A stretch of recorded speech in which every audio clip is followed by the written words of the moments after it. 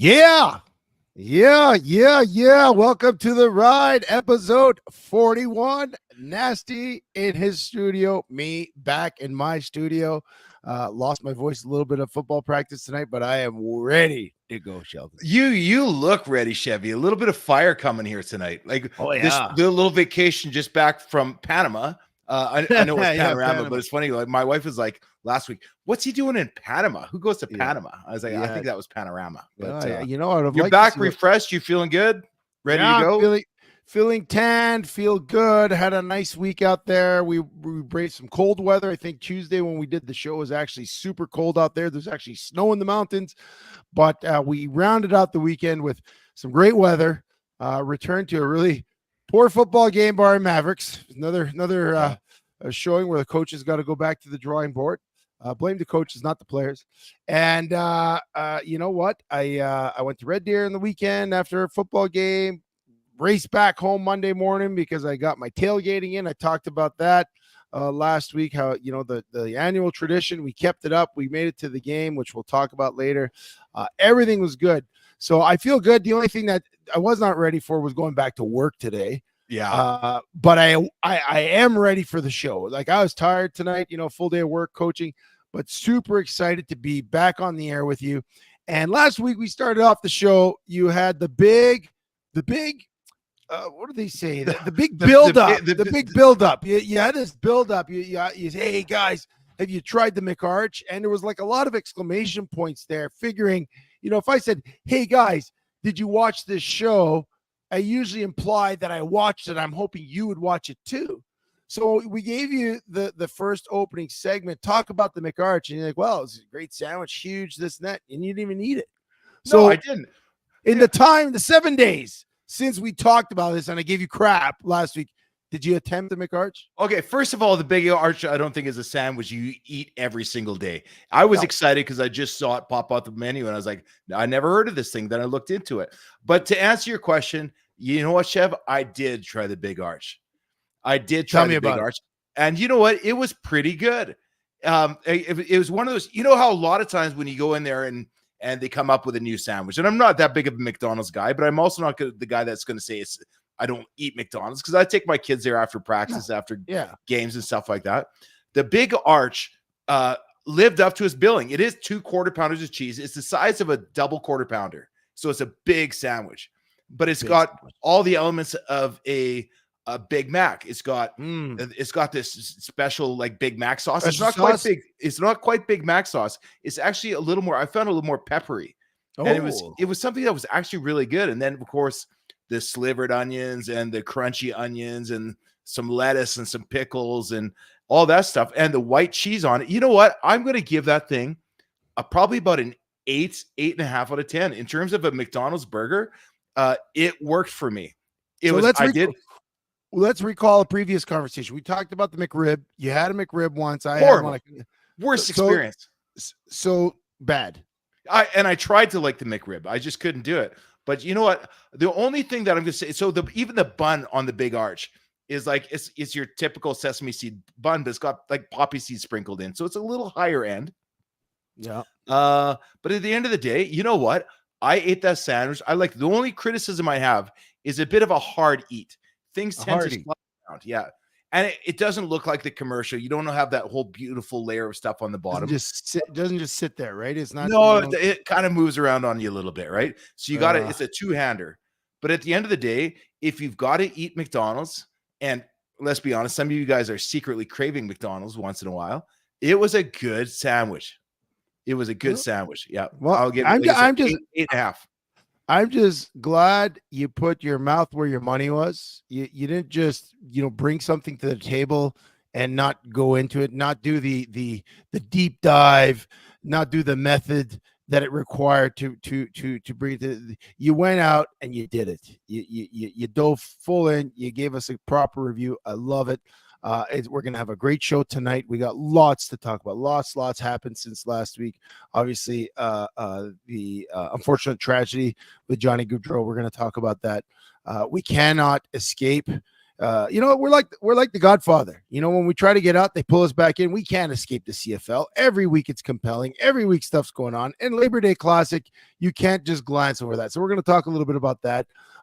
There's going to be a lot of food, there's going to be a lot of food talked about tonight. For a lot of food talked about today, and a few other things going on in this world. We're going to pack a lot into this hour, maybe a couple minutes overtime, who knows? But we're happy you're all here. We see a lot of great names, a lot of new names. Thank you for being part of the ride. We'll be back in about 30 seconds. Get ready for the ride.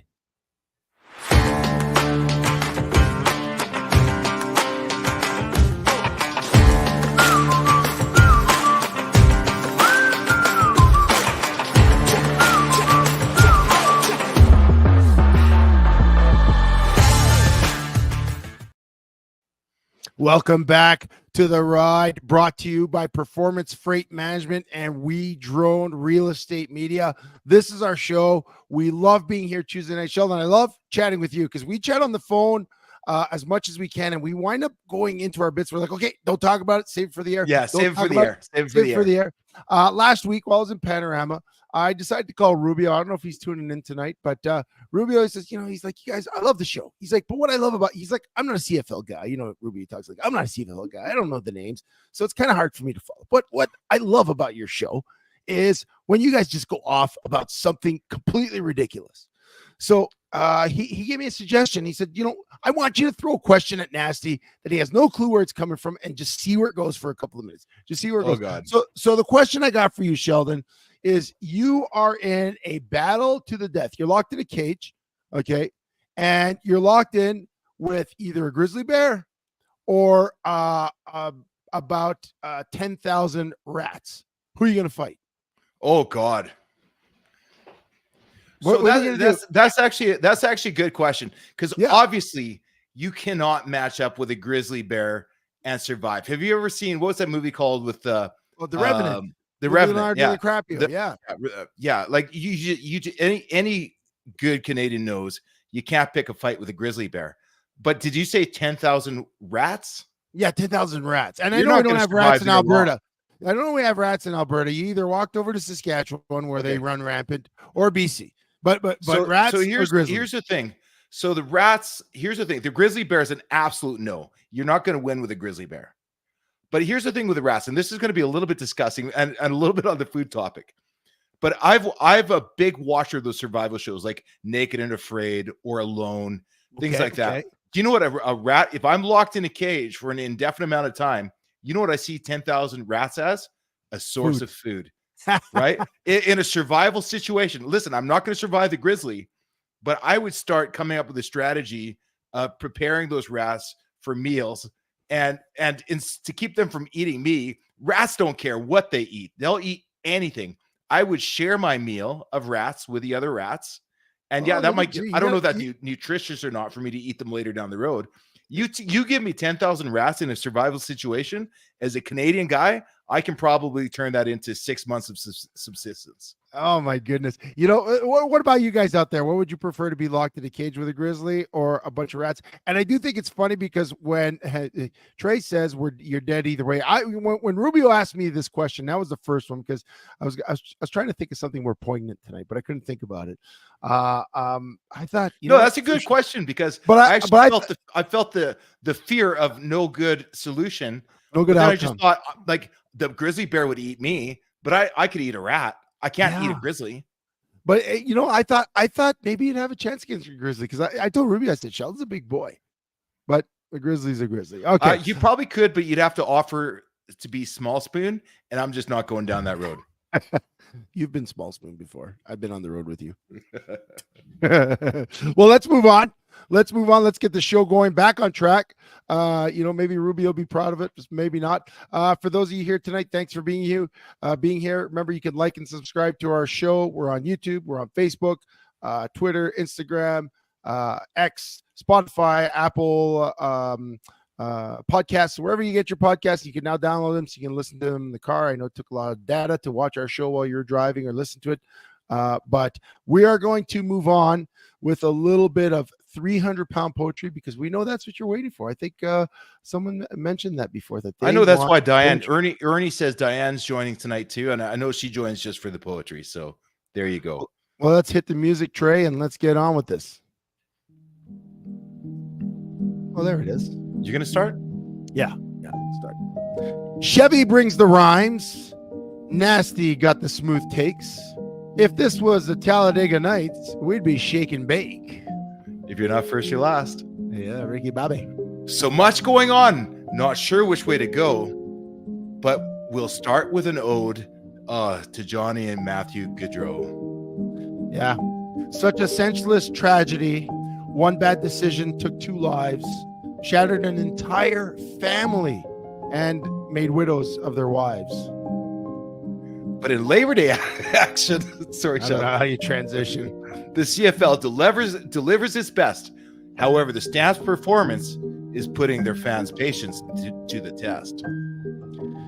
And it was big money for Draisaitl, a ridiculous sum. He was great in the regular season, there's no doubt about that. But in the playoffs, he was kind of a bum. In those finals, the spotlight too. He just disappeared. felt, yeah, I don't know. Yeah. We are the 300-pound poets. Tuesday nights where we reside. Another crazy edition, and this is your ride. Yeah.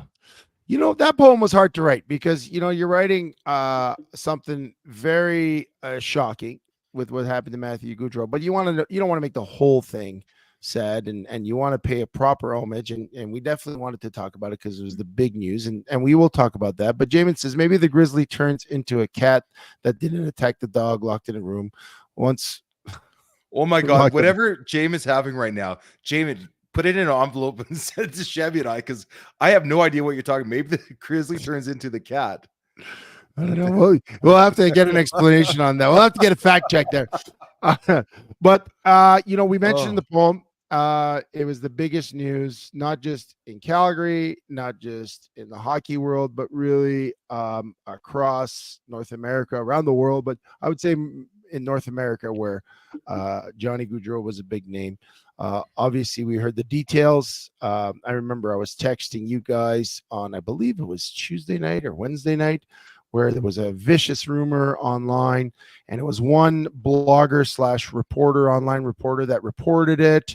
But it wasn't checked, and the internet was going nuts about the story. And then unfortunately the next day the rumor proved to be true, where Johnny and Matthew Gaudreau were struck by a drunk driver while driving their bicycles the day before their sister's wedding.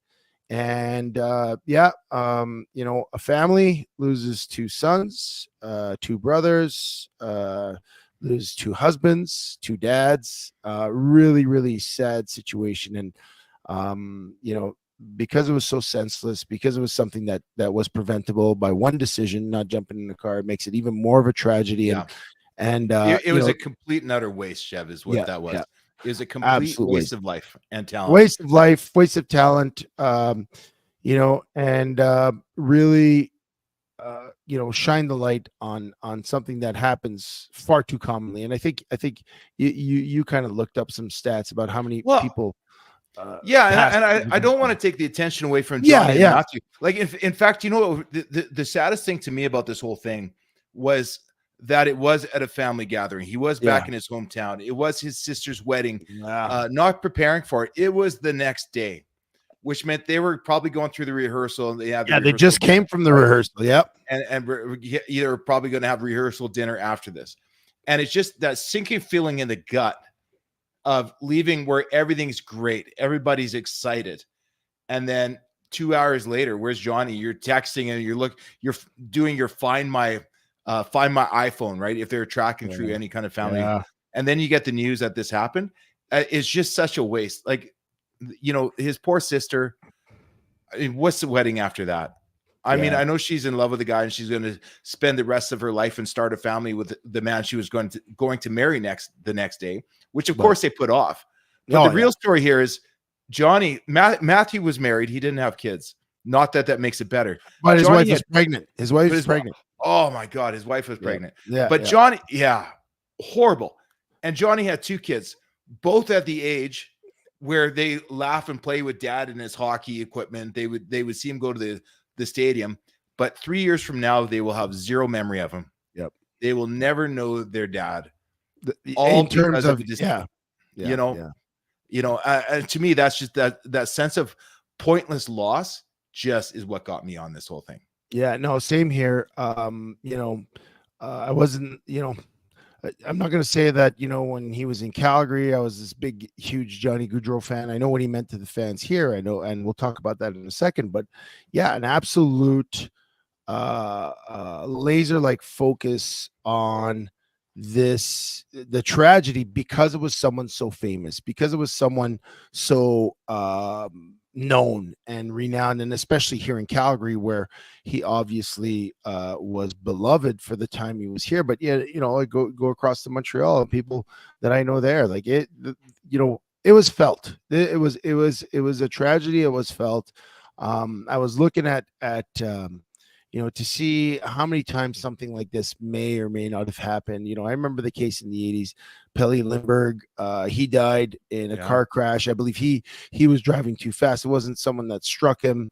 I believe that Danny Heatley was driving, I believe, on too fast, his best friend. And when he was in Nashville, he was accused of vehicular manslaughter. I know that Craig McTavish was behind the wheel and killed someone. So, we feel very bad for the Gaudreaus, and we know what the family meant to them, because not only did we, when I watch an athlete from another city, I don't know all the behind the scenes stuff, but because Johnny was here, we knew that his dad was such a big, he was that, that super proud American hockey dad. He was at so many of the games. He was kind of a character. He is kind of a character himself. And yeah, just to see that, it's super sad. And the outpouring of support from the fans, from the Flames, from players across the league was immense. I mean, I just read today that Cole Caulfield in Montreal, obviously Montreal Canadiens, was wearing number 22. Another undersized player was he not? Another undersized American player,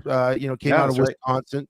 And he's changing his jersey number to number 13 in honor of Johnny. Johnny kind of inspired him and gave him the hope that, small undersized players can not only play in the league, but can be stars. And yeah, if anything was true of Johnny Gaudreau, that kid looked like a 12-year-old boy on the ice. He looked like, his smile looked like a 12-year-old boy on the ice. Yeah, he looked like he was genuinely having fun. And yeah, I get it. Not every city knew exactly who Johnny Gaudreau was, right? Yeah, but I think anybody that played in Calgary, and you talked about it, well, he left the team maybe not on the best of terms, but I think everybody that was here really loved and appreciated what he brought to the team. He had this spark that he's just. You just enjoy. He's one of the guys you enjoyed getting behind, and in the regular season, the guy was terrific. Yeah, but for me, Chev, you did talk about the stats, and here's what's crazy to me. And we talked about the families that were destroyed by this. Last week, you brought up a member of our Mavericks family. Yeah, this player you coached in spring ball lost his dad 2 years ago, lost his sister, and his mom's still in the hospital now in that tragic accident. Rumored to be, I don't have it on official capacity, but the chatter online is that it was that alcohol was involved with the other driver, right? Yeah, and I'm not 100% sure on not 100% sure. We're not reporting the news here. I'm just talking about senseless tragedy. Tragedy in Canada in 2022. 447 people were killed in alcohol-related accidents. That's more than one per day. This weekend in Labor Day, 3 people lost their life in Alberta. Yeah, and you just think about the senseless loss of life and how not that it affects my league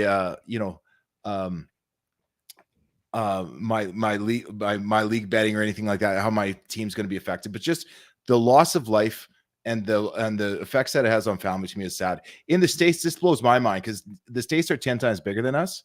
Mm-hmm. In the same year, in 2022, over 13,500 people were killed in drinking and driving accidents. Wow. Bigger country, more population, more dense, more chance for tragedy. And it's just a shame. It is a shame because it's hard enough hearing when there is a major accident where there is no impairment involved, and you think about the Humboldt bus crash. You think about this weekend there was a semi that plowed into a charity motorbike ride, and I believe 3 bikers lost their lives. 3 bikers lost their lives. And these are accidents, but when you add that element of someone decided to get behind the wheel, and I was at a party Friday night, and this gal that was there, she had her cab, she she grabbed all her stuff, and she was like, yeah, I'm leaving my car here. And she just said it so easily. She said, like it's worth it getting home safe, leaving the vehicle here.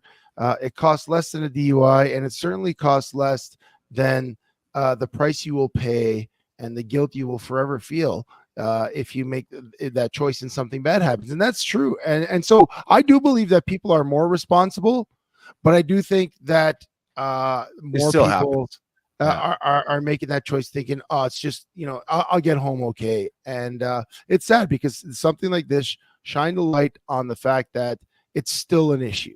I want to ask you something, and this kind of brings it back to the sport. I saw the tremendous outpouring from the fans in Calgary, and Daryl even mentioned, he said Johnny G was the only reason he had season tickets. Yeah, they should retire the number.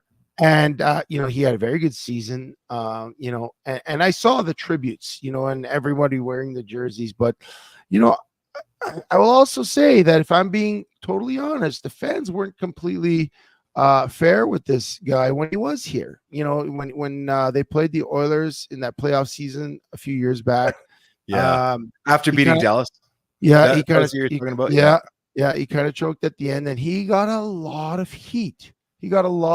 Right? And I believe he had a lot of unfair criticism. There's a lot of rumors again in the hockey circles about his lifestyle as a player and stuff.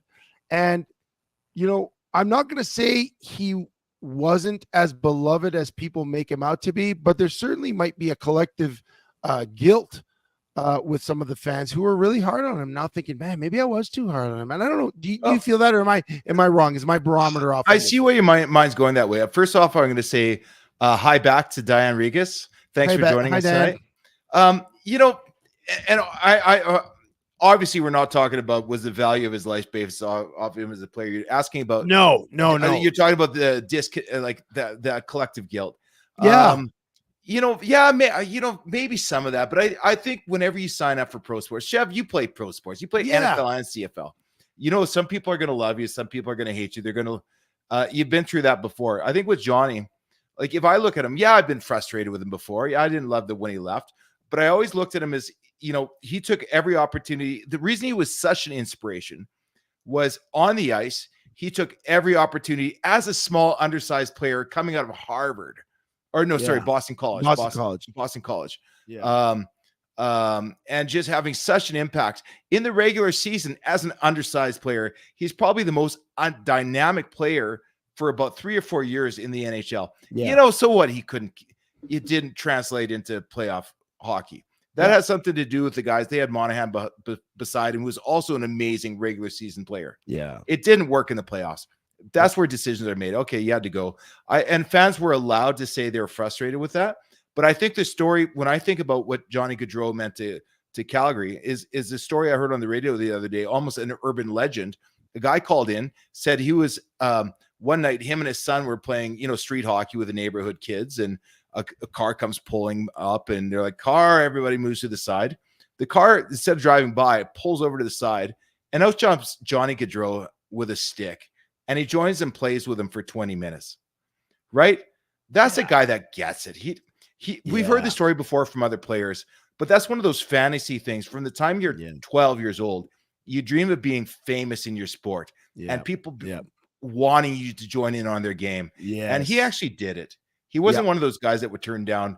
I don't care what his playoff stats were. Yeah. When he was in the city, he touched people's lives. And he got old guys like me excited. And for me, that's enough.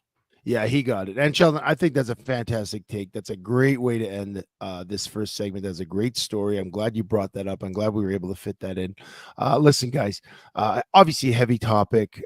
We wanted to pay our proper respect and due to Johnny Gaudreau, his brother, the family, and what he meant to all of us. If you have any thoughts on what Johnny meant to you or this story meant to you, because it probably touched many of us in different ways, please share with us.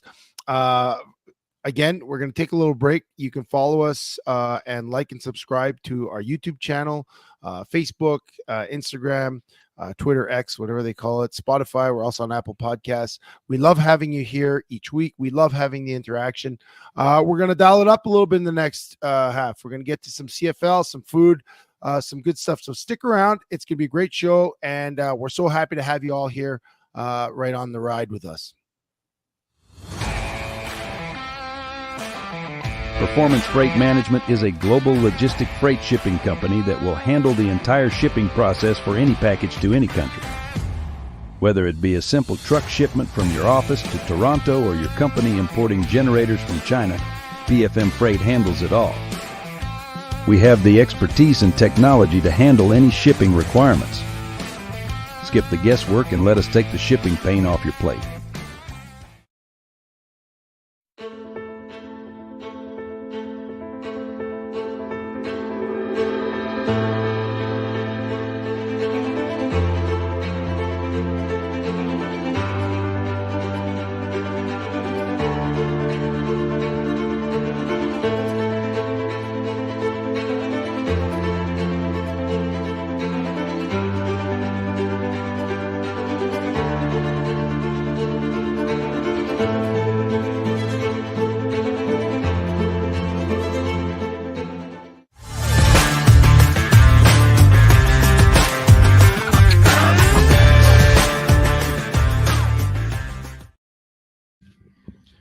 You're back. You feeling good? I'm back. Yeah, but not feeling good. I'm feeling good. No. Yeah, but I'm ready to pick it up. You know, it's just such a tragedy that happened, right? Yeah. You got to take your time to feel bad about it. Maybe we all reflect and learn a little something, but then it's time to move on. Yeah. And Chevy, last night you started texting me about something that actually kind of got me a little bit excited, because one of my good friends and a regular listener, Todd Kozak, who said it is a great sandwich, by the way. So there's one person out there that can validate me on the Big Arch. You were getting all excited about yesterday. There's a big live event on Labor Day, on Netflix. Yeah, involving professional athletes, maybe not. Of some sort. So I was really excited. I told you I raced home yesterday from Red Deer in the morning, get all ready for the Labor Day Classic, get everything set up, and we had a great spot. But I also knew that at 1 o'clock Mountain Standard Time, live on Netflix, it was the grudge match between Joey Chestnut and Kobayashi, unfinished beef. And, we had been casually following this Joey Chestnut stuff for a while. We mentioned him on our show. He got banned by the World Eating Championship. Kobayashi did. That was Kobayashi. Kobayashi in the past, but this year, Joey Chestnut got banned. That's right. Yeah. Because he took an exclusive deal with a meat alternative hot dog. And so they banned him from the competition. And, he showed up at the Riders game, doing some eating up there with some of the Riders guys. So we've been following Joey loosely. And then I see this live event. And, I remember they had done a documentary on the beef, pardon the pun, between Kobayashi and Joey Chestnut. So I was like, I got to watch this thing. So unfortunately, I didn't catch it live. But last night I got home with my son Kyle, and we were sitting down like, let's watch a movie or a show or a cartoon. And then I saw this. It's like, let's watch a preview for this. He's like, we watch a preview. He's like, Dad, we need to watch this. So we watched the unfinished beef between Chestnut and Kobayashi. And basically, after years of being at each other's throats, great rivals. We're talking about Peyton Manning, Tom Brady. We're talking about Jordan. And not always respectful rivals. Like Joey Chestnut has been calling out Kobayashi. Oh, yeah. They don't like each other. They didn't like each other. Like these are real rivals. Like, and, yesterday on Netflix, they had the live, basically the eat off to end all eat offs. And I watched it. It was cheesy. It was terrible, but it was absolutely captivating and absolutely disgusting, Sheldon. Wasn't it disgusting? Oh, I don't know how many of you guys out there have heard about this event or watched this event. When Chev first called, I was like, oh, okay, I guess I got to check it out. And I did check it out today. And there's a few things that fascinated me.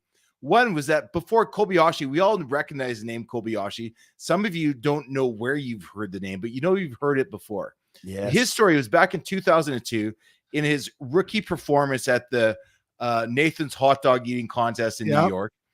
He went on and won the whole thing, eating 50 hot dogs, which more than doubled the previous world record. And kid out of Japan couldn't speak English. And he's a tiny guy. And he's a little guy with abs. He would get up there and flex, and he have a ripped six-pack. Yeah. And this American dude, Joey Chestnut, looked at that and says, I think I could take that guy. Yeah. He entered it in his first contest. He won third. Then the next year, second. And he's like, I can take this guy. And by the end of it, he ends up winning 2 years in a row. And the third year, Kobayashi drops out because he got a training injury. He had an arthritic jaw, right? He could only open his mouth this much. He showed on TV, right? Yeah, yeah. And so Joey Chestnut called him out, saying he was chickening out from the event. Yeah, totally called him out. And they had this banter, and then I guess Kobayashi himself got banned from the World Eating. And I remember I actually watched this event live, and I never watched the eating championships live. But when he was banned from one of the Nathan's hot dogs eating contests in New York, he showed up just to watch, and he jumped the fence. He had jumped the fence and security arrested him. Like, it just absolute spectacle. And this has been going on for the better part of 15 years. And they finally decided that they're going to do this Netflix special. Maybe Joey was hard up for cash, not doing the Nathans, but he's got a sponsorship deal. And I think it made for great spectacle. It makes for as great spectacle as the same as, Logan Paul challenging Mike Tyson. So let's get to the conclusion then. So who won? What was the result? Oh, wait, before we get to the conclusion, they had to settle on some rules. So, in fact, like in the old days, Joey Chestnut's technique was he would take the hot dog, dip it in the water, and then throw it down his throat, right? And I guess they had to agree on some rules. And one of the rules they agreed on is they are not allowed to dip the hot dog in water. So Joey Chestnut had to relearn his entire technique. That'd be like because you're almost drinking the bun. Yeah. So he had to relearn his entire technique in order to prepare for this. And in conclusion, Joey Chestnut crushes his own previous world record of 76 hot dogs in 10 minutes. I think he finished with 84.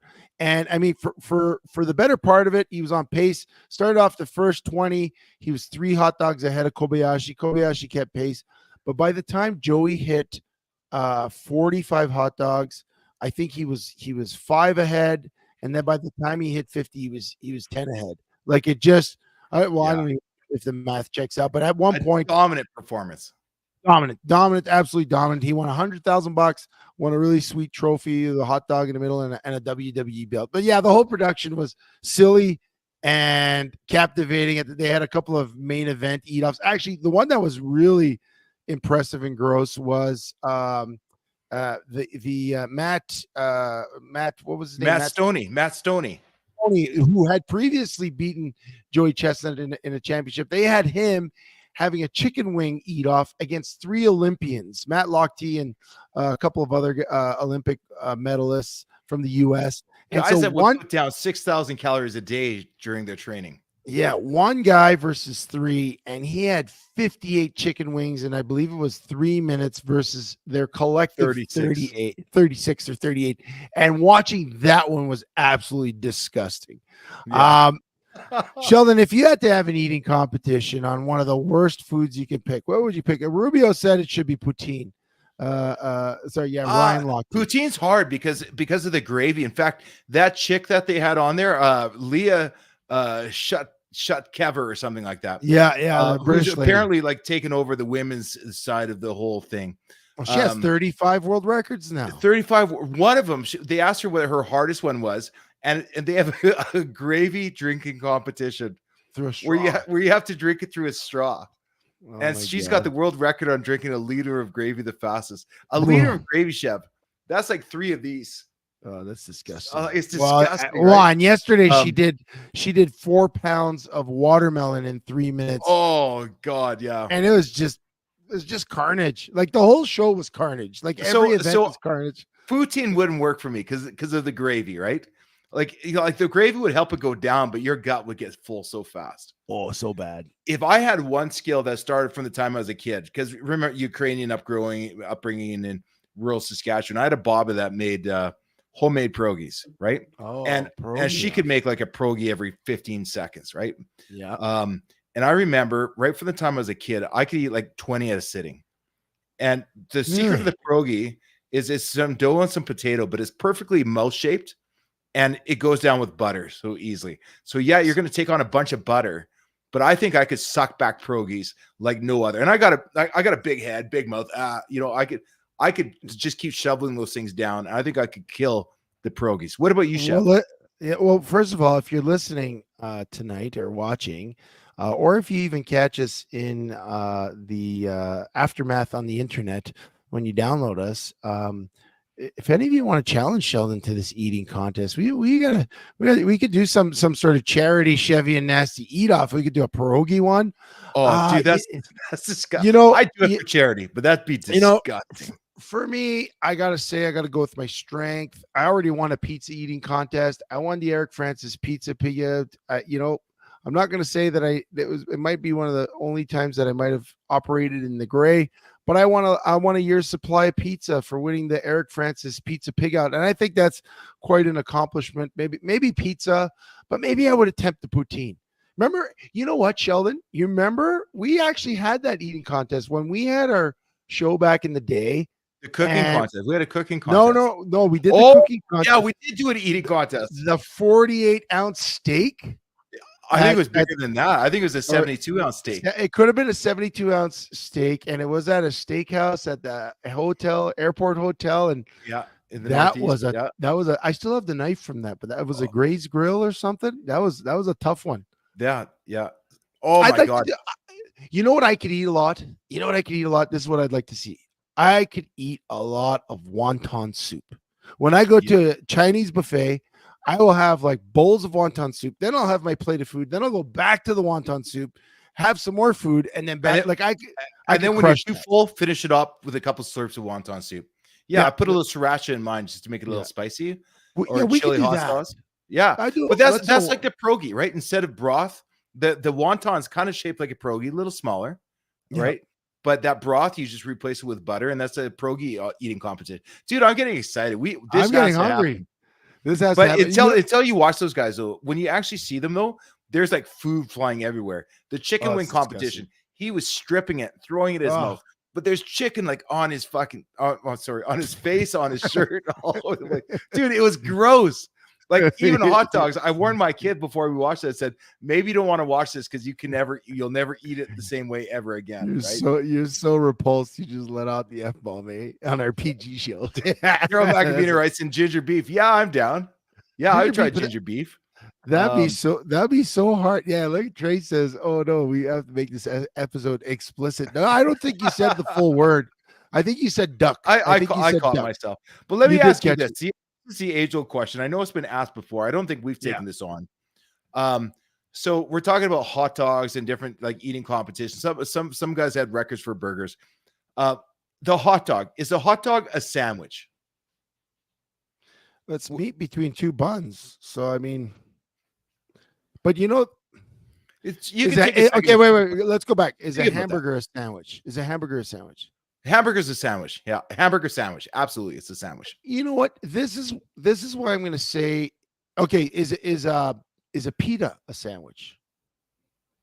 Well, I'm asking you the question, but if but I just want to, is a pita a sandwich? Because I got a logical path here. Is a pita a sandwich? No, pita's a pita. Okay, so I think I'm going to say the hot dog is not a sandwich for this reason. And this reason alone, when you have a sandwich, it's two pieces of bread and then everything in the middle, and there's separation between the bread. Same with a hamburger, right? Like the bun is not connected. A pita, everything is connected. If you have a hot dog and you disconnect the bun, I can't eat a hot dog like that. Like anybody that can eat a hot dog where the bun is like ripped apart, they're weirdos. You're just doing it wrong. That's just weird. You throw the bun away, right? You can't like. So I think based on that logic, and I think you almost prepped me for this question before. I was having a hard time, and I've been asked this until this realization that if that bun comes apart, it's weird and it's gross. Yeah. Therefore, I believe that a hot dog is not a sandwich. What do you guys think? Yeah, I'd love to hear it too. But Chef, that's the best explanation I ever heard it. I'm firmly in it is not a sandwich. It's a different category. And you can't disrespect the hot dog that way, or the pita, or the taco. They're all different things, right? They're all different, and they're not sandwiches because the shell is connected. And if you tear a pita in half and you try and slap the the souvlaki between half a pita and half pita. It's not. It's gross. Yeah. Same with a taco. Here's your taco ingredients. Throw it between 2 pieces of French toast. Is that a taco? Yeah, no, That's not stupid. taco. It's Yeah, stupid. stupid. So we've settled that pretty quickly. You know what? Before we take a break, we'll take a break. Then we can do all the Labor Day stuff, and maybe we can get out of here before we go to overtime. Well, I want to throw. We're not going to overtime tonight, but I've got more good questions for you too. But okay, we'll save that for after. But we'll take a break in a second. But before we take a break, we're going to give some props to our intrepid producer, Trey. This Trey, is huge. Yeah, Trey Smith. For those of you listening and still hanging with us, our producer was playing golf at SAIT last year, and this weekend, while everybody was Labor Day classicing and Joey Chestnut was eating and breaking world records, Trey quietly and unassumingly made the University of Calgary golf team, and I believe it's one of 4 people. Trey, is that correct? One of 4 people. And if you want to jump on, Trey. I know your mic's not working properly, but if you want to jump on and let us know, or you can put in the comments, it's up to you. So one of 4 tryouts. So he got a tryout. What's that mean? Yeah, what does that mean? Because I read the email that you sent us, and basically he got named. Yeah, there's like 3 or 4 guys that got 12 guys on the team, and they named like 3 new guys to this year. Yeah, and of all the guys that were trying out, Trey made the team. And guys, I'm telling you. This is U Sports Canada. That means he's in his age range at that university, one of the top 3 or 4 new golfers in a city and a province that prides itself on their golf. That's pretty awesome. This is huge. Yeah, that is huge, Trey. Again, congratulations. We know you've been working hard. You've been to a lot of competitions. You work at a golf course. You produce our show, but we are really excited for you.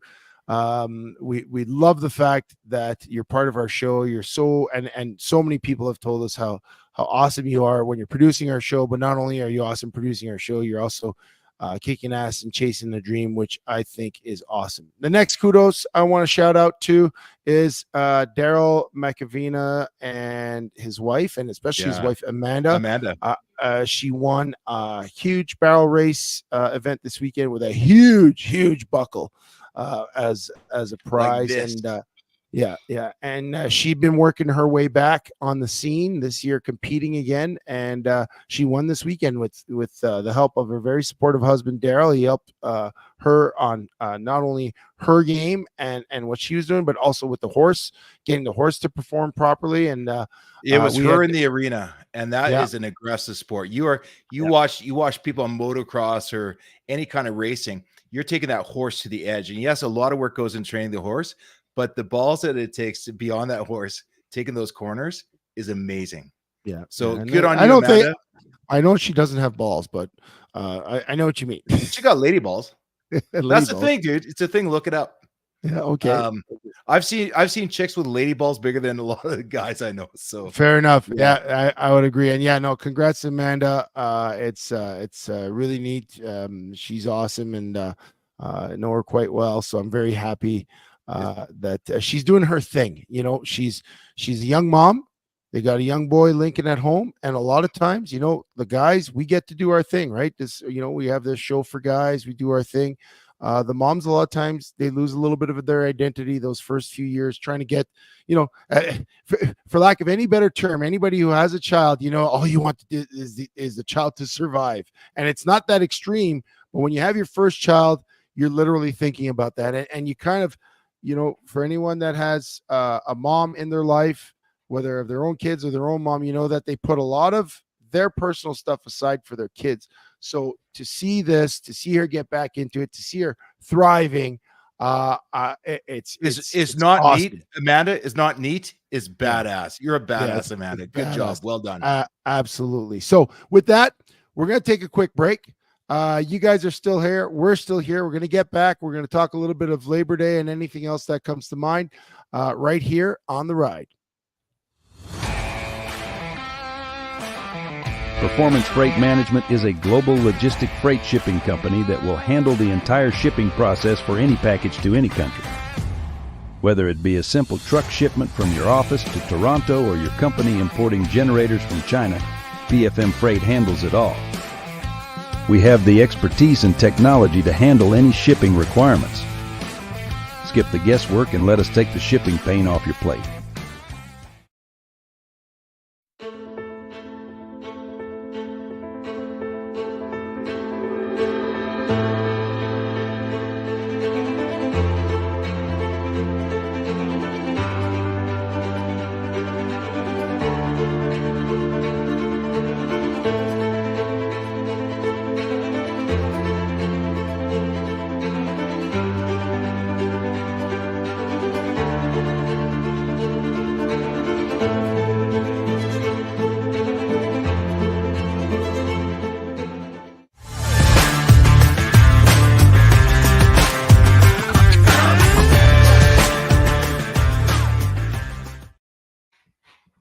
We are right on track to bring the show home at a reasonable hour today. So, we talk about Labor Day Classic. We talk about CFL. I mentioned that, I got to my tailgating. I'm not a big pro tailgater. I don't have all the big setup. Me and my buddies, my buddy's got his old camper. We got some fold-out tables, a little propane grill. I brought my air fryer, Sheldon. This year I brought the air fryer and we attached it to his generator. Man, you can make anything in that thing. And this year we did chicken wings in the air fryer, hot dogs, which are not a sandwich, on the side, bags of chips, veggie plate. Man, we had the best time.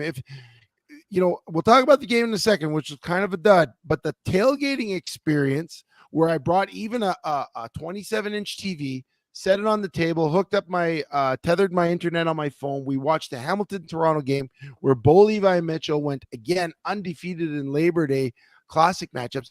Man, it was such a great experience. Food was good. Everything was fun. I loved the day. The food. Yeah, we talk about food. There's nothing better than sitting outside, eating fresh, hot chicken wings, hot dogs, having a cold drink. It was good. It was good. See, what I love about that, though, is you guys elevated it. So my only problem with I love tailgating at McMahon. I haven't done it for a few years, but my only problem there is that a lot of times it's burgers and hot dogs. Yeah. And, hey, we're having a barbecue. Burgers and hot dogs. Those are fantastic, and you can elevate them however you want. But I love the fact that he brought a generator, you brought your air fryer, because that now makes it interesting, right? So did you guys prep the wings and season them there? Or did you guys buy the Costco bag and the preseason? We bought the Costco bags. Nothing wrong with that. There's nothing wrong with that. We went super simple because this is a thing. The game was at 4. We show up at about 12:30. You have, we try to set up our setup as quick as possible, cook the food while the kids go to the fan zone and stuff, and have everything ready so that we can actually sit and enjoy for a bit before we got to clean everything up, throw it in the RV, and then get into the game. That's kind of, so we made it simple, but man, it was fun. The kids loved it. The air fryer, I tell you what, if people out there, we love food, you love food, I love food. If you don't have an air fryer, you got to get one. For me, as a single dad who works pretty late, I'm done at 5. Sometimes I'm ripping home. I got about 40 minutes between getting home and having to get to the football field. I throw in some meat from my freezer and in 20 minutes I can get meatballs, I can get chicken wings, riblets. I put steak in there sometimes.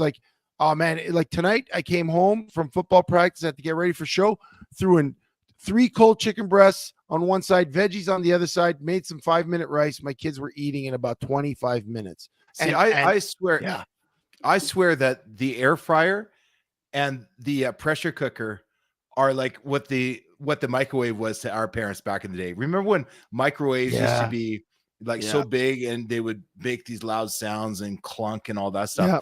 But they made food fast. But air fryer lets you elevate it. Even this weekend. So what I did for the game is because I was at home, I was sending you the video clips because about 20 minutes before the game started, the F-18s were circling over the house like they do every year. So I've got video of that. I've got the air fryer going, and I'm doing air fryer pierogies again. The pierogies coming up again. Maybe that's why I thought about it.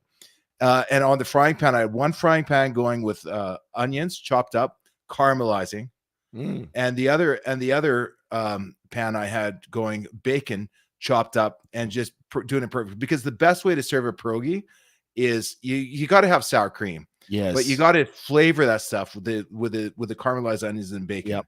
And a little bit of chives, like green onion. Oh, of course. I didn't yeah. have that this time, but for sure, Chev, you got a little Ukrainian inside you. Oh yeah. Yeah. No, that's back from your small spoon days when we were roommates. You got a little Ukrainian. Yeah. But yeah, no, we could probably talk about food all night. That's one thing we love. It's funny because we got asked to do this foodie podcast, and we got to talk about that. We got to see if we're going to do it. But this Three Kitchens podcast, two ladies, they have this great podcast. You should check it out. We might be on it to talk some recipes, but I think we should talk a little bit about the game because you mentioned the food, which was great. Like your food at home was great. Mine at the game was great. You mentioned the F-18s, which were awesome. Like, oh man. McMahon, nothing like a flyover of military jets, right? You know what's amazing? I walked in the stadium. McMahon looked packed. I was like, oh, this is not the feeling I had 5 weeks ago when I went to a game or 4 weeks ago. The F-18s fly overhead. Oh, it was awesome. Everything was awesome. And then the game started. And I had watched the Hamilton-Toronto game just before in the parking lot, and that was a fantastic game with a fantastic finish. And as we mentioned, Bo Levi for the win. When you're a believer, you're a believer for life. You mean 2-7 Bo Levi, but 7-0 in Grey Cup or in Labor Day games for sure. And then the day before, watching the Bombers Riders game, that went right down to the wire. That game was fantastic. I thought, oh, we are primed for an amazing Labor Day game. Stamps, Elks. And man, it was a stinker. Now it was the first half was a yawner. The halftime show was a yawner. And by the time that game ended, gosh, fans were mad. Fans were booing. There's a lot of online backlash today against not just the team, not just the quarterback, but everybody wants Dave's head. They want Jake's head. They want anyone's head they can get right now because I don't think the fans expected a Labor Day loss after the Stamps had such a long layoff. Like you're talking about, they had almost 2 weeks to prepare for this game. They got to watch resurgent Elks. And I mean, by the end of the game, Jake Mayer threw, was it 4 picks? And it was, you had me at Jake Mayer. Like, again, here's my thing. When I look around the CFL right now, we talked about the Vernon Adams, dilemma going on in BC right now.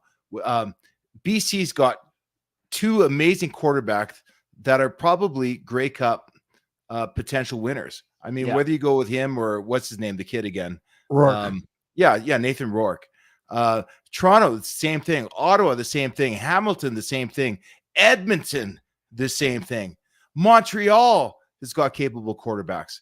And so I think the thing that's got Stampeder fans frustrated is, listen, we got tired of Bo Levi Mitchell because his performance was sinking and he wasn't a playoff quarterback anymore. So we brought in Jake Mayer, but it's been clear after 2.5 seasons that he's probably not the answer. And after there, you could only bitch about your quarterback for so long that you start looking at the GM. I love Dave Dickinson. I played with him. I played against him. I trained with him. I know how competitive this guy is, and I know how smart he is. But at some point, I think fans are getting a little bit frustrated that the Stampeders organization is not addressing what everybody knows is a 1,200-pound gorilla in the room. Yeah. We don't have a bona fide starter. Would Jake Mayer make an amazing backup? Can he come in there and throw some big yards and win you some games? Yeah, he probably can. Yeah, but he's not at the point where he's in the conversation with 6 other teams and their starting quarterbacks, and maybe not 4 of them and their backup quarterbacks. You know what I mean? And the crazy thing, you mentioned Bo Levi Mitchell and Jake Mayer, the heir and the heir apparent, and they're the league leaders in yards, attempts, all that stuff. Unfortunately, they're also the league leaders in interceptions. Followed closely by Zach Colaros is actually the league leader in interceptions. But yeah, it's tough to watch. I hate to be hard on the team that I support, but they look uninspired. The receivers, I think they got some great receivers, make some big plays at times. At times, they look like they're fighting for those extra yards. At times, they look like they're just fighting. Well, Reggie Bagel in the proper position is an inspiration. I haven't been as inspired by a receiver like Bagleton since the days of Nick Lewis. That's a guy that gives everything. And I agree. And there's a Mark and Michelle, there's a few guys that are really exciting to watch. but it's not working. And the same thing when we talk about Bo Levi Mitchell. I'm not saying he's bad. I'm just saying things aren't working there.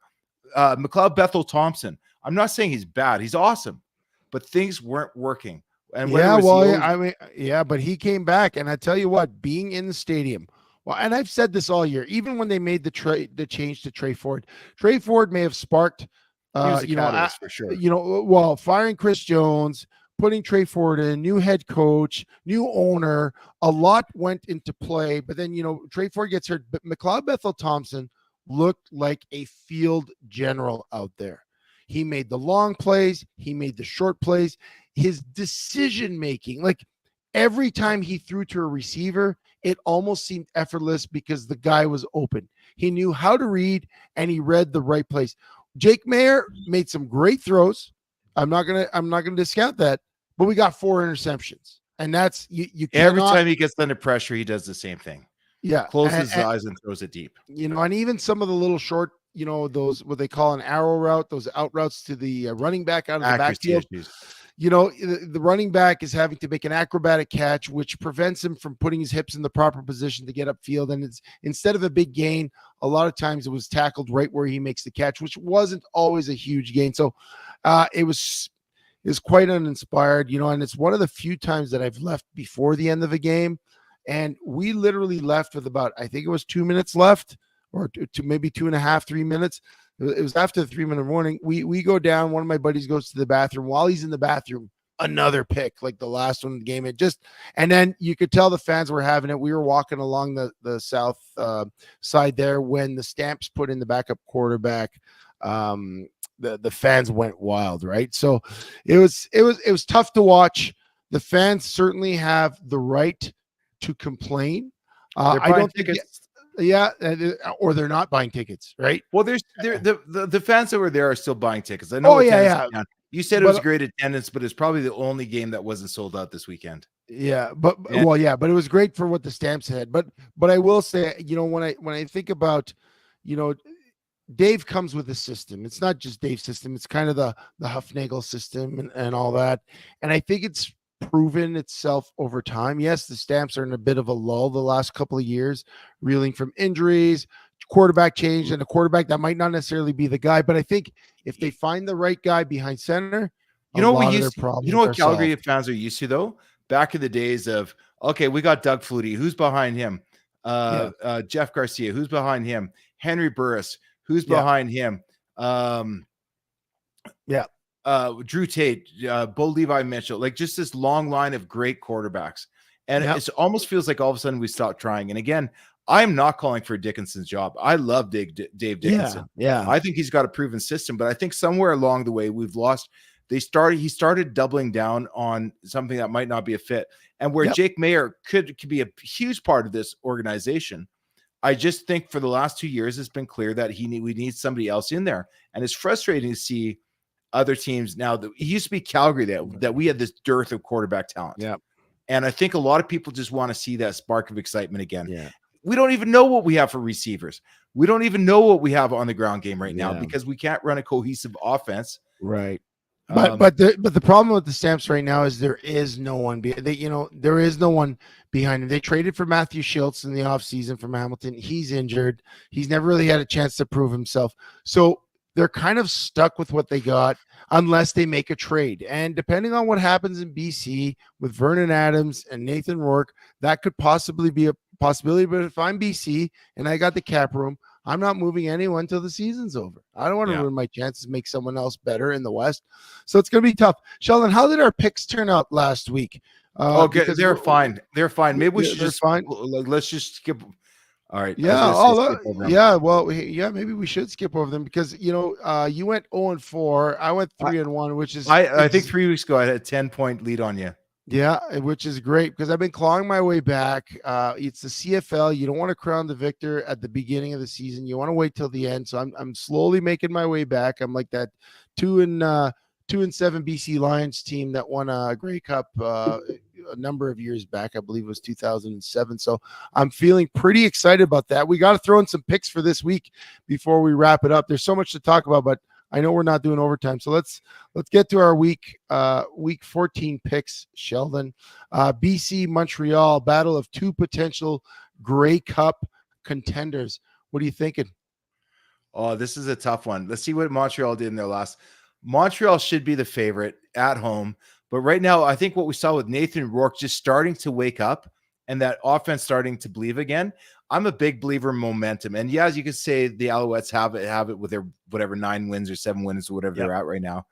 I am going to say that the Lions are going to go into Montreal and get the victory.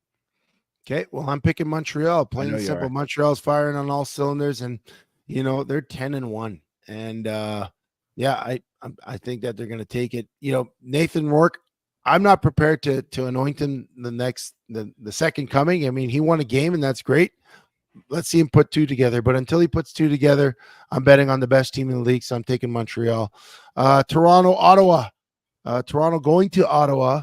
On paper, you'd think Toronto with Chad Kelly looking a lot better than Ottawa, but Ottawa's sleeper, and Chad Kelly didn't do so much. They lost to Hamilton last week. They lost or they beat Saskatchewan with a missed field goal 2 weeks ago. They're not looking that great in Toronto, but it's only 2 games in with Chad Kelly, right? Yeah, and I think he's due for a breakout. I mean, like him or not like him on the field, he has a presence and he knows how to lead and he knows how to win. And I think this is the week for me. I think he figures it out.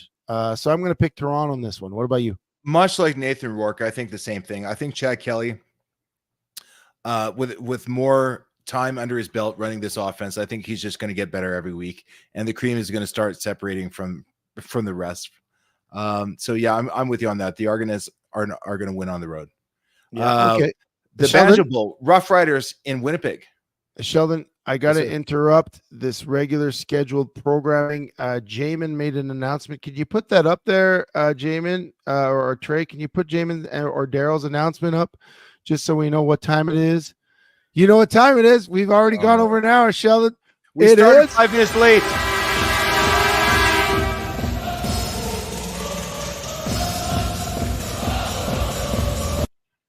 We won't go long, but I had to get the song in there. We won't go long. Shelly gets so mad. Listen, I got to be up at 5 tomorrow, so I'm not staying late. But let's finish while we're in overtime. Todd Kozak, I'm with you. I'm done too. But let's we started this race. Let's finish it, Chev. Where are we at? Yeah. Saskatchewan, Winnipeg. This is actually the Banjo Bowl, right? And courtesy of Troy Westwood, one of the best one-liners in sports of all time. What did he say? The best was that Westwood or was that Scott Schultz? No, it's Troy Westwood. He said, what did he say? He said the only thing that's good about in Saskatchewan is they're something about they're a bunch of banjo picking cousin lovers. And he said, I apologize. And then the league forced him to apologize and all this stuff. And so he gets on the mic. He's like, listen, I want to issue a statement. I want to apologize to all of Saskatchewan. I realize that you don't all play the banjo. And that was awesome. And hence the Banjo Bowl was born. And so from that, I don't know what to say. I just got to believe that Saskatchewan has to figure out a way to win. There's a lot of pressure right now, man. For as much love as Corey Mace was getting in the offseason and at the beginning of the season, it is turning sour in Riderville. Turned sour a few weeks ago when reporters were asking him about a clock management issue at the end of the game that maybe he may or may not have messed up. And I don't. It's not good if he doesn't win. Listen, I take a look at what Saskatchewan's doing. I'm not saying they're going to win the Banjo Bowl, but they lost this game 33-35 with a solid comeback at the end. They missed a field goal by 4 yards. Last week against Toronto, they lost 2019. Similar situation, a wonky loss with a missed field goal that went through for the Rouge. The week before that, they lost to Montreal 27-24. Four missed field goals. The week before that was a tie, 22-22 with who we now recognize as a very strong Ottawa Red Blacks team. So I'm not willing to to go and sell the farm and get out of business on the Saskatchewan Roughriders. I'm all about the Saskatchewan Roughriders. but I can't pick them in the Banjo Bowl based on what I've seen from the Winnipeg Blue Bombers. I think Collaros is, hold on a sec, he's injured. I take that back. I'm going to say the Riders go into Winnipeg. Nobody ever wins both games in this series. The Riders are going to win the Banjo Bowl. Despite how good that Winnipeg defense is, they're feeling a little fat and sassy, to quote Scott Schultz from the Rough Riders in the mid-2000s. A little fat and sassy. And I think the Riders are due. There's going to be a bit of pride here. Those guys are fighting for Corey Mace. Riders are going to win the Banjo Bowl. I think I said all of that, and you just took it. I went in circles like 3 times because you did. You know, I did the same thing with BC last week, and I was wrong. But well, you know, that's the joy of overtime. You can talk as long as you want. It goes as long as you want. I know you hate it. Okay, Calgary, Edmonton. This one's taking place on Saturday in Edmonton, the Labor Day rematch. You know, if the Labor Day is my favorite game of the year, this one was always my second favorite to play on, probably because we didn't have to practice all week. And knowing that you have one padded practice, the Stampeders had 2.5 weeks to figure out something that would look more reasonable than what they came up with on Monday, and they didn't come up with it. They don't have a regular week of practice to do anything more. They can't reinvent the wheel. The only thing they can do is run a few cleaner routes, and Jake could throw a little bit more precise, but it's really on one man's shoulders to improve his performance. And I think Edmonton doesn't have to change too much. So if I'm looking at that Labor Day rematch, again, I know people don't often go back-to-back winning both, but I'm going to pick Edmonton in this one. And I'm going to agree with you. And this is why, Chev, for the same reason that you said, but let's say that it's hard to win the second game in a series, right? Yeah. So let's say that Stampeders change up everything. The Elk change up nothing. And the Stampeders start taking it to the Elk. They still have the advantage of a now healthy Trey Ford. If I get into a pickle and I need to drive in the third quarter, I'm going to start mixing Trey Ford in a couple of series and a half just to throw them off. The whole game plan changes, and you introduce an X factor. And I think because of that, the Elk, who I hope to see a good crowd for, are going to beat the Stamps. And further than that, as much as I love the Stamps and my pride of being a former Stampeder, I think this team right now, we just got to let it go. I know it's early, but I think there's going to have to be some changes made. I'm not going to bet on them out of optimism anymore. And I see the Edmonton Elk beating Calgary in the rematch. Yeah, you know, I bet with my heart a lot of them, especially early on when I was like, well, you know, Jake has potential to do some good, but that potential to have a 3-pick game, a 4-pick game is just too disastrous when you're trying to pick an outcome. And again, I look at Edmonton right now, like Edmonton is playing like Calgary should be playing.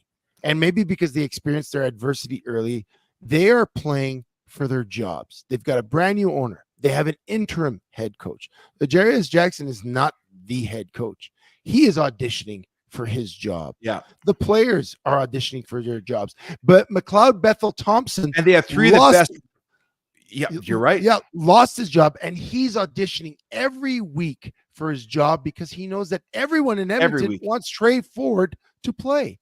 The entire CFL wants the Canadian quarterback, and McLeod Bethel Thompson is saying, try me. And they play like that. They have 3 good running backs that every 3 good running backs that their starter at the beginning of the season was amazing, leading the league, doing a lot of great things. He gets injured. The second string does even better. And then they introduce the third guy. Those are 3 guys competing. Yeah. And all so over the field. Yeah. And I'm not going to anoint the Edmonton Elks the Grey Cup contenders, but they are trending in the right direction. And unfortunately, the Stamps are trending in the opposite direction. So Sheldon, with that, we've made our picks. I think let's just recap because I want to know. I picked Montreal, you picked BC. We both picked Toronto. We both picked Saskatchewan, and we both picked Edmonton. You picked Saskatchewan as well? Yeah, that was my. That's what I said out the gate. Okay, so you know we might have one that's a difference maker, but we're tied right now, so it's got to be a tight race. It's gonna be close. Out of the CFL, one more fun thing to talk about before we go. Since we are 10 minutes in, we'll get maybe 5 or 6 minutes of this baseball highlight of the weekend. It was a Twins baseball player. He hits a home run, knocks a fan out with the ball. Have you ever seen anything like this, Sheldon? To be honest with you, I haven't even seen the clip yet. Trey, you got that clip queued up? I know you had it when we came in this afternoon. So KO'd by a home run. Do you have the actual video? Like there you I see know we were the having fan. some video problem earlier, so maybe not. Crushed to right field, deep. This one towards the wall, and that is gone. Cleared that wall in right. Trevor Larnach, a line drive home run. Oh, you saw it. Look at that. You see it right there. The guy in the black and gold. Now, not to make light of it, because again, I do remember It's a little funny. It is. The reason they have nets all around NHL arenas is because there was that one fan that died after getting hit with a puck. But you see this, that ball hit him hard. Have you ever seen anything like this or had anything happen like that to you? Like, no, like honestly, not. Those are the things that those are so rare, and they can happen. And they talk about the risk, and they do start modifying stadiums when serious events like this happen. But no, I've never been sitting there in the stands and had my buddy or girlfriend or mom or uncle taken out by a home run hit. Never. And I mean, this was kind of a. But let me ask you this, though, Chev. I'm sitting there in the first row of the outfield. Is this not to blame the victim, but is this not a little bit on the fan? I'm sitting there. If I'm in that seat, I've got my ball glove. I'm watching the game. I hear the crack of the bat. I hear the roar. Do my eyes not go up a little bit? Do I not at least look at the big screen and follow the ball and say, "Hey, that's me"? Well, I don't know, it's a little bit on him. It depends how good the nachos or the beer is. Like, I don't know. You might have your head face first in a hot dog. He's not even wearing a glove. If you're eating a ballpark hot dog, man, there's not much better than a ballpark. That's the only exception. I'm going to tell you this. I watched this and I brought it up because it always brings up a moment for me. When I was a kid, we talked about this in one of our previous episodes last year. I was at a Montreal Canadiens game with my dad. It was a pregame warm-up. Habs were taking shots on net, and I was sitting right at the top where the glass ends and the Zamboni comes out. In those days, in the 80s, early 90s, I believe it was 80s, they didn't have mesh up around the glass. All I remember was Claude Lemieux rang a shot that went around the glass, and the last thing I remember seeing, and I kind of had my eyes on what's going on, but I don't have the best eyes in the world in the first place, and that could be that. And it was pregame, right? It was pregame, so you're kind of just watching, and all your favorite players are on the ice at the same time. So you're watching, but there's a lot of puck flying, and all I saw was my dad's hand, the hand of the guy next to me, and bang! I got smoked in the forehead with a Claude Lemieux slap shot. And man, that I think was the first time I've been concussed, maybe the second. It felt weird because it wasn't super painful, but man, my head exploded. I was in a clinic in the bowels of the old Montreal Forum, and I had an ice pack on my head. The puck that hit me didn't even have the Canadiens logo because the pregame pucks weren't logoed. They were just black pucks. Yeah. So they brought me one of the Montreal Canadiens pucks. Did Claude Lemieux sign it? No, those, they didn't know it was Claude Lemieux, right? I knew it was him, but I got one of the referees pucks from the referee's freezer. But yeah, I'll never forget that. And the next day my head was huge. But I love whenever you watch those sports shows and you see those home runs where the fans are eating and it smokes them in the beer. Or the guy, or the dad holding his baby, catch the ball, dumps the beer on the wife trying to catch the home run ball. Like all I can say is consider yourself fortunate because you had a dad and his buddy were like swatting at the ball. They were trying to help you out. Yeah. This guy's buddy, he's like, oh my God, this is going to be awesome. Yeah. Right? And he got clocked. Yeah. KO'd. So I thought that's a good one to end the show with. We're 14 minutes in, we didn't purposely do the overtime, but we had to finish our CFL segment. We just didn't want to drop dead Mike Black Air. But again, it was fun tonight. A little tough talking about Johnny Gaudreau. CFL, a lot of food talk. We enjoyed that. It's always great having you folks live with us. It's always great for you folks that tune in the day after or the days after. We know there's lots of you. We get lots of great notes. Again, the NFL starting this week. So anything you're excited about there, or you just go Niners all the way? The only thing I'm excited, I got one more shout out to give. As we were talking about, do it. Jamie writes in about his famous burnt ends. Do you know this weekend I got to try the famous burnt ends? I was at a barbecue where he did not a brisket, not a pulled pork, not just a brisket, not just pulled pork. He also did the burnt ends, which is a certain muscle within the brisket, and a pork belly burnt ends.